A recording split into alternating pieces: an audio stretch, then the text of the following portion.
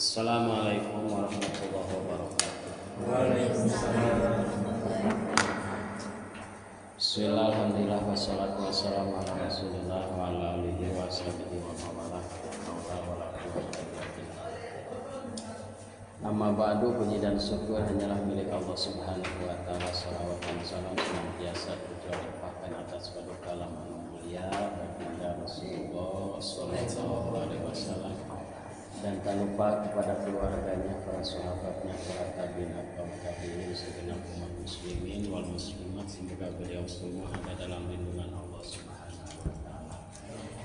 Yang saya hormati para calon mempelai pria dan juga calon mempelai wanita, alhamdulillah pada kesempatan ini kita semua bisa kumpul dengan adanya ridhonya Allah subhanahu wa ta'ala. Lebih dahulu tadi udah pada diperiksa semua ya, sudah mempelai istri ya, wanita laki-laki udah ya. Ini pasangannya lengkap apa ada yang sepasang gitu? Biasanya kan suka ada yang nggak hadir gitu. Lengkap kan? Saya hitung ya, 1, 2, 4, 5, 10, 11 ya. 1, 2, 3, 4. Ini banyakan ceweknya ini. Banyakan ceweknya. Siapa yang sendirian? Yang nggak pasangannya dibawa yang mana? 1, 2, 3 ya. 4 ya. Kemana ini pasangannya? Kerja ya. Mudah-mudahan dalam waktu yang sudah ditentukan untuk calon mempelai pria dan wanita ini dilancarkan oleh Allah Subhanahu wa taala. Mohon udah berapa jam duduk tadi? Boleh rebahan dulu gini lihat nih. Takut galau gitu ya. Boleh enggak apa-apa, ataupun mau ke kamar mandi ke sana dulu ya. Kalau pengen kebelet gitu ya di sana. Kalau mau diantar saya anterin boleh. Nyasar gitu. Kita keluar belok kanan lagi gitu. Alhamdulillah pada kesempatan ini saya menambahkan, tadi pun juga memang udah cukup ya, sedikit daripada rumah tangga teh kayak gimana sih. Apakah enjoy aja nantinya, bukan perang terus. Jadi kita mempunyai judul juga dalam satu hadis, baiti jannati, rumahku adalah surga. Jadi kalau rumah tangga itu berarti kita jadi judul dulu tuh, gimana caranya untuk menjadikan ketika udah disahkan oleh saksi di rumah itu jadikan surga, bukan dijadikan neraka gitu ya. Apa itu neraka? So, neraka itu bukan berarti kita udah meninggal di neraka ya. Di dunia pun kalau memang istilahnya kita selalu bertengkar gitu, berarti itu nggak ada kenyamanan. Bisa disebutkan bukan baiti jannati. Kalau nanti udah rumah tangga kita adem, kita ayem, itu bukan berarti di rumah tangga nggak akan ada pernah cekcok, itu pasti ada. Itu hal kalau pacaran itu disebutnya apa? Tanda-tanda cinta gitu. Jadi kalau bertengkar itu bukan berarti ada suami ada ewa gitu ke isi ataupun isi ke suami, bukan. Tapi itu tanda, memang tanda cinta itu seperti itu. Nggak pernah bertengkar, nggak asik gitu rumah tangga.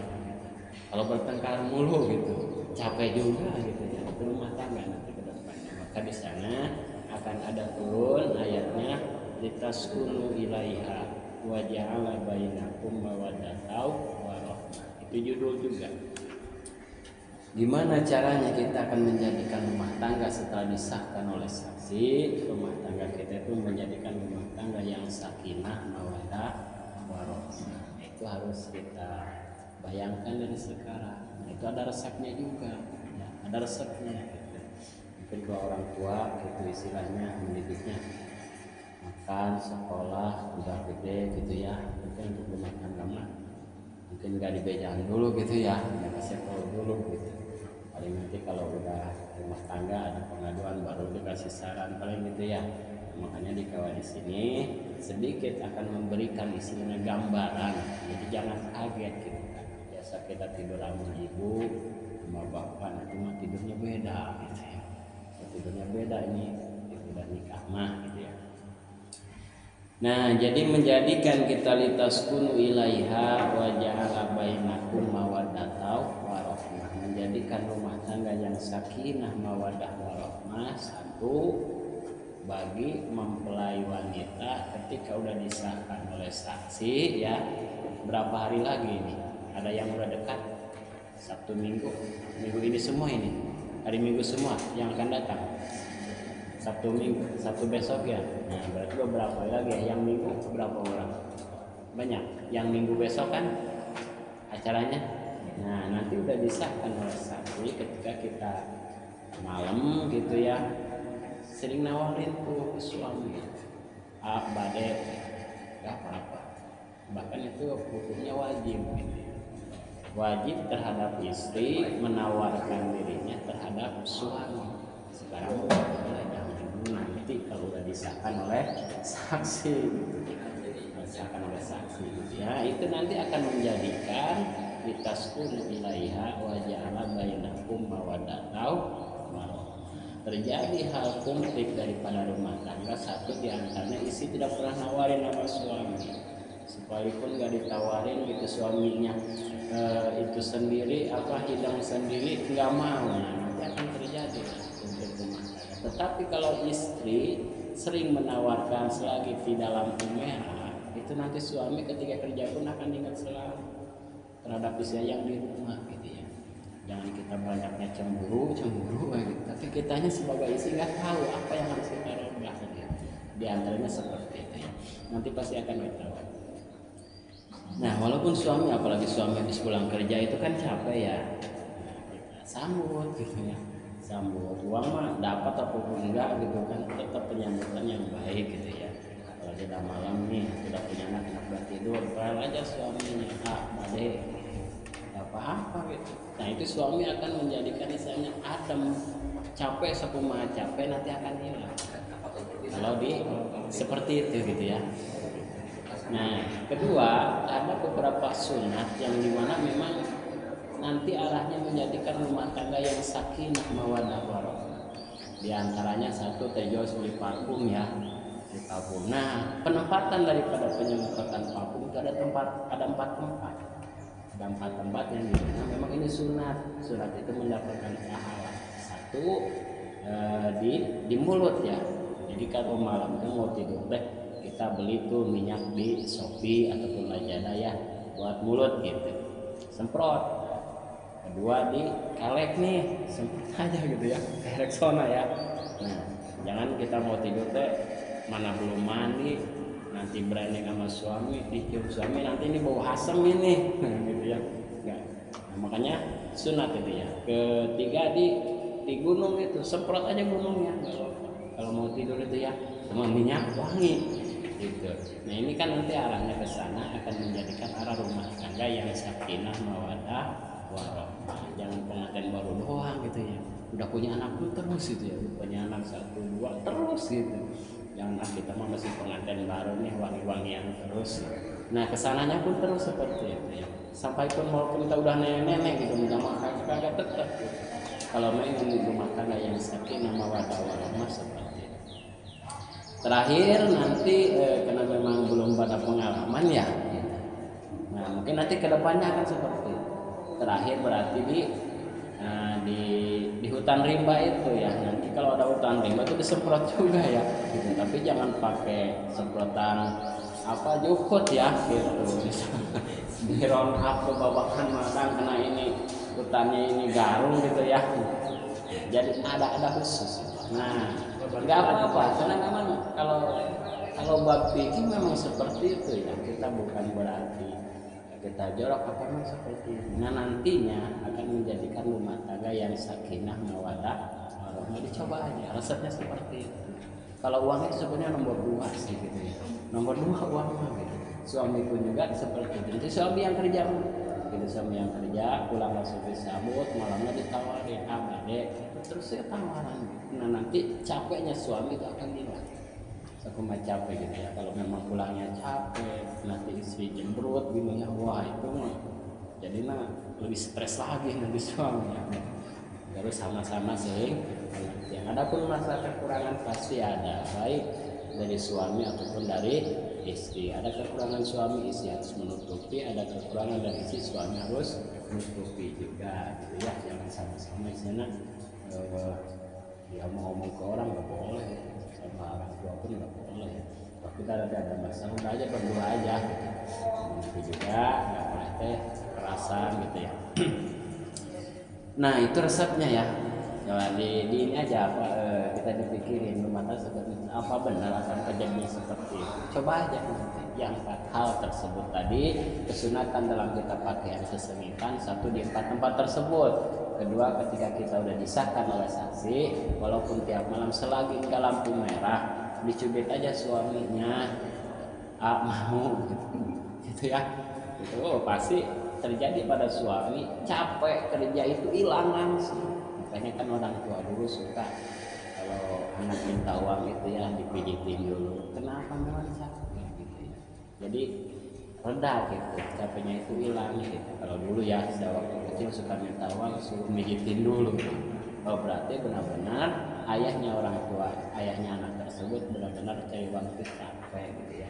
Jadi sang istri harus tahu juga ya situasi.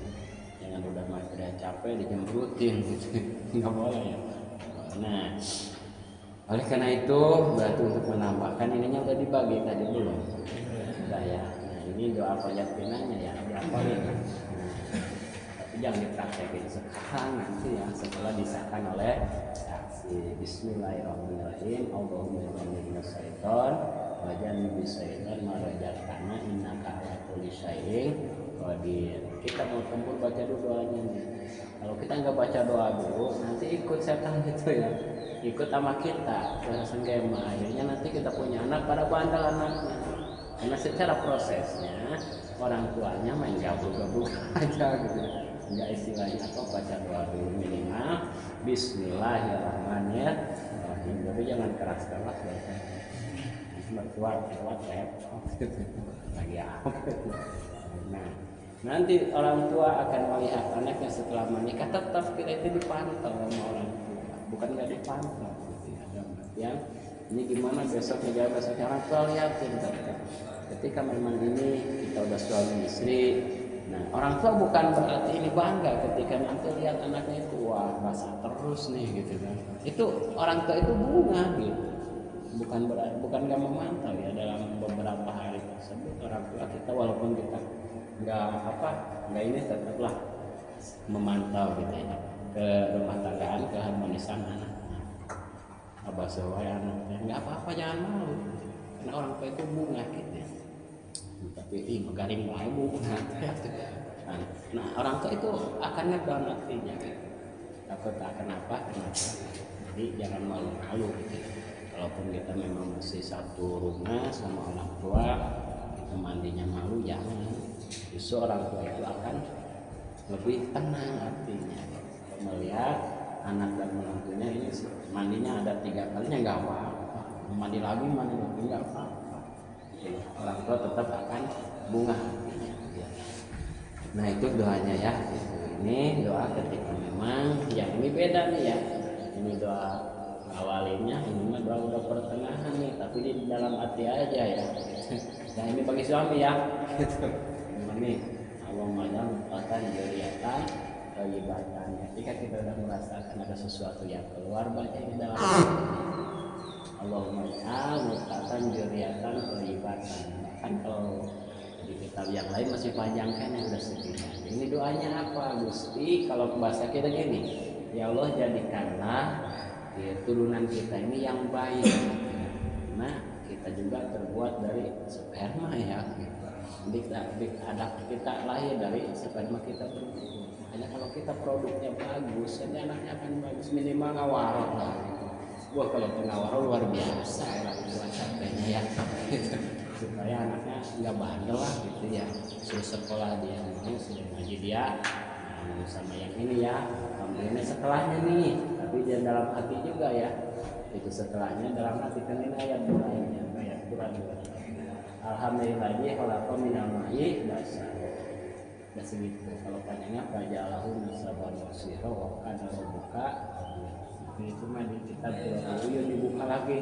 Kalau pengen agak panjangan ayat ataupun kita patul ijar ada juga tuh ya lebih panjangnya lagi. Nah ini doa turunnya ya. Setelah kita bersemima kita harus mandi, ini doanya ya. Kita nawait rokal hadasil akbari anjam badani pada lillahi ta'ala. Terus dalam hati ketika kita air datang ke badan kita, baik datangnya mau dari atas ataupun datang dari sini ya, ataupun dari bawah nih, kita mau mandinya mau di kolam. Karena dari sekarang udah dibuat kolamnya nih, buat nanti apa namanya malam baru ya. Kita bikin kolam nih, nah berarti kan otomatis nggak mungkin kita ngejebur kayak anak kecil di kolam ya. Pasti kaki dulu, nggak apa-apa tuh. Masukin air, masukinnya kaki dulu. Tetap dalam hati niat menghilangkan hadas besar dari seluruh badan padu karena awal. Justru kalau kata dokter bagusnya datangnya air itu dari bawah gitu ya. Makanya suka ada yang sakit kepala ini tiba-tiba pusing. Karena kita kalau mandi kadang-kadang mandinya juga dari sini dulu airnya. Padahal itu nggak bagus. Jadi lebih baik dari sini dulu nih. Jadi hawa panas dari ini langsung naik. Akhirnya kalau kita mandinya siang ataupun sore dari sini dulu air itu akan timbul rasa sakit kepala. Makanya bagusnya dari bawah gitu ya. Ini menurut ilmu kedokteran. Kita praktekkan memang seperti itu gitu ya. Jadi datangnya air baik dari bawah ataupun dari tengah dulu. Yang penting pas datang di hati niat ya. Di hati niat ya. Kalau ini mah dikatakan aja gitu ya. Ini harus benar-benar harus hafal ya. Tidak sampai kita udah punya anak gua baru nanyain gitu kan. Karena ini terjadi di lapangan terjadi nanyain kepada saya udah punya anak gua baru nanyain ini doa ininya gitu. Doa hadusnya gitu. Nah, kita udah pada dewasa ya harus benar-benar disiapin. Karena kalau kita nggak bersih daripada kita hadusnya, kita segala sesuatunya pun nanti akan menjadikan barang haram. Walaupun kita kerjanya baik, makanan kita baik bukan dari hasil curian, itu akan menjadikan kita makan karena kita belum bersih gitu ya, itu akan menjadikan haram. Maka nanti dalam fikih ada yang dimana ini halal tapi nanti bisa menjadikan haram. Contoh kita punya lahannya luas, orang udah jalan ke sini udah jalan sehari-hari, ya kita tutup jalannya nih, walaupun tanah sendiri haram.